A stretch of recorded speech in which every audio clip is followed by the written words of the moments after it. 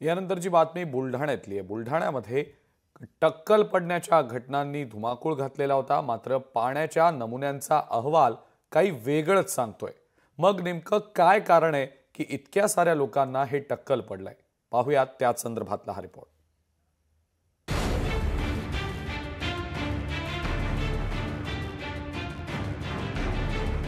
बुलढाण्यातील टक्कल व्हायरस संदर्भात मोठी बातमी। संबंधित भागातील पाण्यात कोणताही व्हायरस नाही। नाशिकच्या प्रयोगशाळेचा अहवाल नील आल्यानं आरोग्य यंत्रणा पेचात। बुलढाण्याच्या शेगाव परिसरात नागरिकांच्या डोक्यावरचे केस अचानक गळायला लागल्यानंतर नागरिकांमध्ये भीतीचं वातावरण पसरलं। या अचानक घडणाऱ्या घटनेला गावकऱ्यांनी टक्कल व्हायरस नाव दिलं आणि बुलढाण्यात टक्कल व्हायरसचा धुमाकूळ अशी चर्चा सुरू झाली। त्यानंतर आरोग्य यंत्रणा सतर्क झाली आणि या परिसरातील पाण्याचे नमुने तपासण्याकरता नाशिक इथल्या लॅबमध्ये पाठवण्यात आले। पण पाण्यात कोणत्याही प्रकारचा व्हायरस नसल्याचं अहवालातून समोर आलंय। एकीकडे काही गावात नायट्रेटचं प्रमाण अधिक आहे, मात्र नाशिकच्या लॅबच्या अहवालामुळे खळबळ उडाली आहे।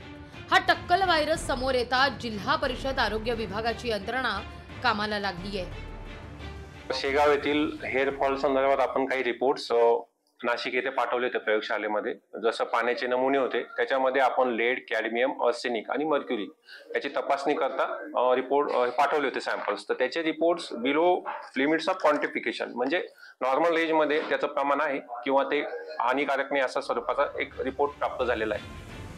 बुलढाण्याच्या अनेक गावांमध्ये नागरिकांना केस गळण्याची समस्या आहे। पाण्यात नायट्रेटचं प्रमाण अधिक असल्यानं आरोग्य यंत्रणा मान्य करतायत, पण पाण्याच्या नमुन्याचा अहवाल नील आल्यानं आता आरोग्य यंत्रणा ही पेचात सापडली आहे।